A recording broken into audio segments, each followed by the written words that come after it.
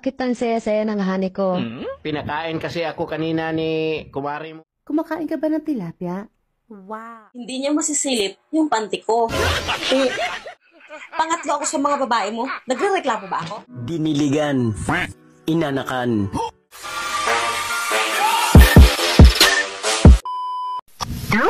Mahal, narinig ko yung mga chismosa nating kapitbahay kayo na dyan sa tabi. Sabi ba naman, ang pangit ko daw?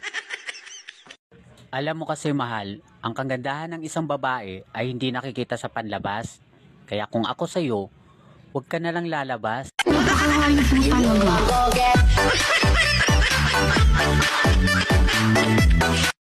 Ikaw, may size ka. Bakit? May asawa kang tao. Pag nakakita ka ng gwapo, gumagawa ka ng paraan para mapansin ka ng mga lalaki. Bakit? Pangatlo ako sa mga babae mo. Nagre-reklamo ba ako? Pinapayuhan lang kita.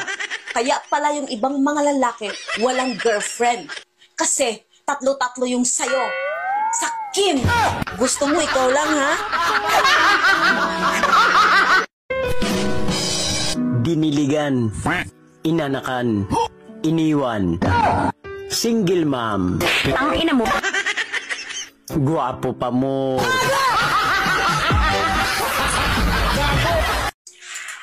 Oh, anong oras na? Di ba sabi ko sa'yo, uwi ka sa tamang oras? Anong oras na? Pasensya na, Han. Matraffic kasi. Traffic? O talagang may iba ka na? Halata na talaga na may ibang lalaki ka eh.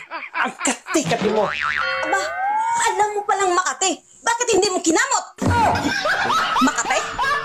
Bakit mo hinayaan ipakamot sa iba, ha? Puro ka duda. Isang bisis ko na naman ginawa, ah. Ate, ano Tagalog ng good morning? Magandang umaga. Wow, galing. Yung I love you. Hindi kita mahal.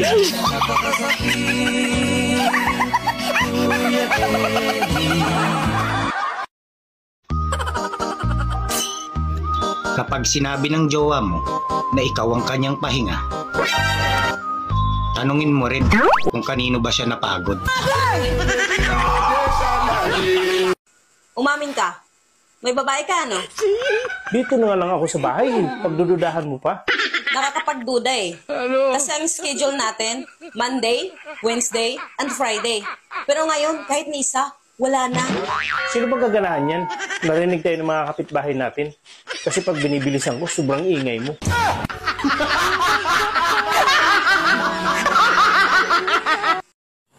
Swerte talaga yung mapapangasawa ko.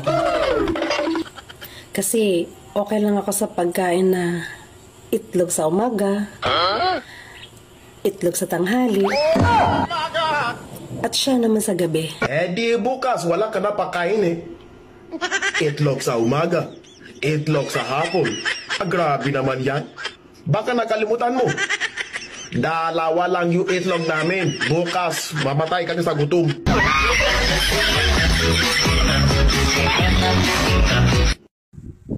Ang init-init ng ulo mo. Kunting hindi natin pagkakaunawaan. Gusto mo hiwalay ka agad tayo eh. Bakit? Kahit nakikita ko ang mga panluluko mo sa akin, gusto mo hindi pa rin tayo maghihiwalay? Tandaan mo, sa panahon ngayon, itlog mo na lang hindi naghihiwalay. Ba't mo alam ha? Nainilip ka no? Nagtatanong ka pa. Nakalimutan mo bang lagi mong dinudot-dot sa mukha ko?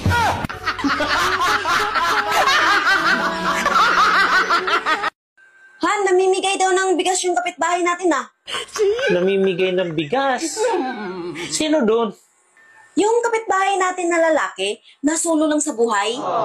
Ah, yung kapitbahay natin na mahilig manguha ng panty. O ano, ikaw na ba pupunta ron?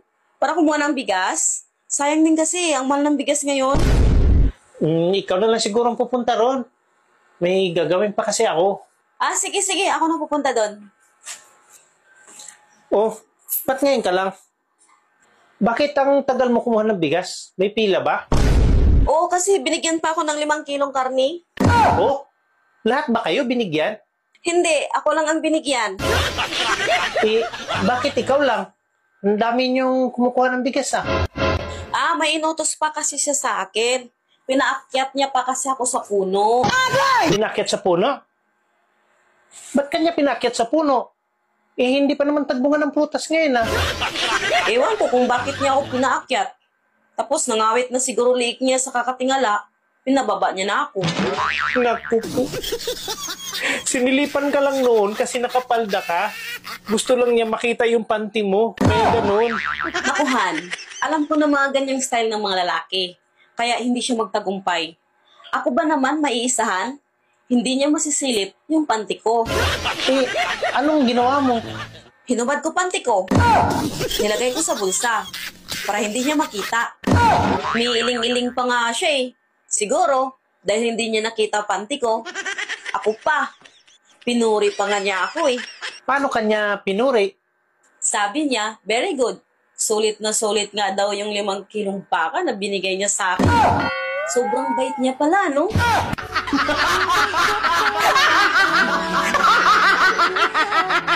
Kuya, kumakain ka ba ng tilapia? Wow. Siyempre naman. Paborito ko yun. Yes! Tara na sa kwarto. Sana all.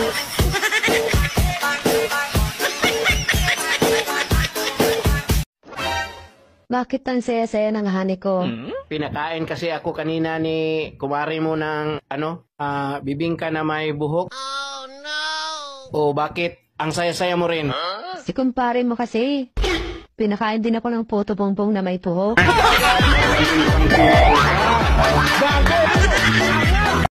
Han, nakuha mo na ako. Pakakasalan mo ko, ha? Aba, ba't kita pa kasalan? Wala naman tayong kasunduan bago natin gawin, ah. Binigay ko sa'yo ng buong-buo pagkatao ko. Kaya harapin mo mga magulang ko. Oo, harapin ko mga magulang mo. Pero sabihin ko sa kanila, hindi buo yung binigay mo. Sinungaling ka! Paano mo nasabing hindi buo? Aba, bago tayo nag-umpisa, sinilip ko. May biyak eh. Paano naging buo yun?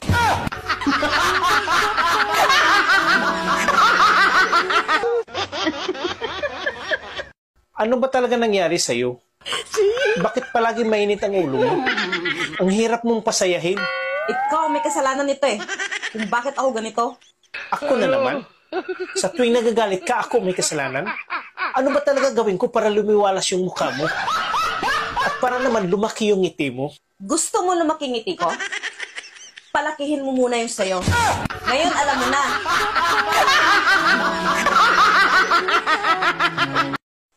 Alam mo, puro na lang kumpare mukhang bibig mo eh. Siguro may gusto ka sa kanya, no? At may nangyari na siguro sa inyo. Wala ah. Huwag mo pagsilusan kumpare mo. Mas lamang ka naman kaysa kanya. Bakit? Siyempre, ikaw kasi tulina. Kumpare mo, supot pa. Yun na. Ba't niya alam na supot si kumpare? Buntis yung kapitbahay natin dito sa gilid ah. Oh, ganun ba? Oo, wala naman siyang asawa. Hayaan mo siya. Buhay niya yan. Siguro ikaw ang ama, ano? Bakit ang pagbibintangan mo? Sa kabilang gilid ng bahay natin, buntis din. Malapit ng mga anak. Huwag mo na silang pakialaman. Buhay nila yan.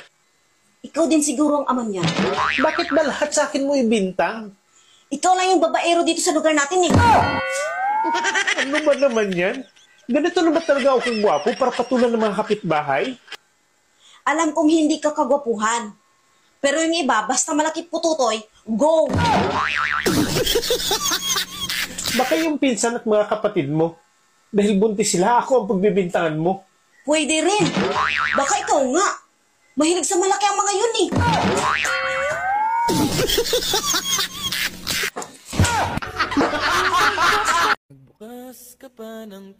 Love, may 120 ka dyan. Si kawawa naman yung matanda doon. Kanina pa nagbibinta, walang bumibili. Bakit? Ano bang tinitinda niya? Red Doors.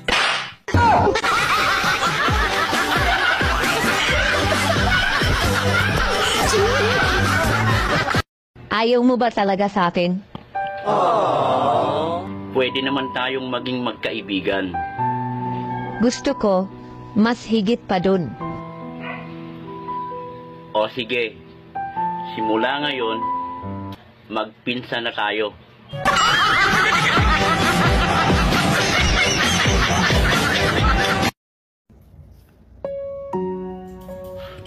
Mahal kita.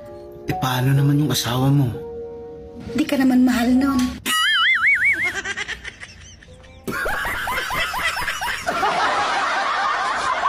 Nung bata pa ako, lagi akong tinatakot. Huwag makulit. Hahawakan ko yung tintin mo.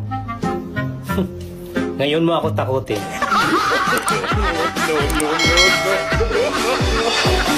No.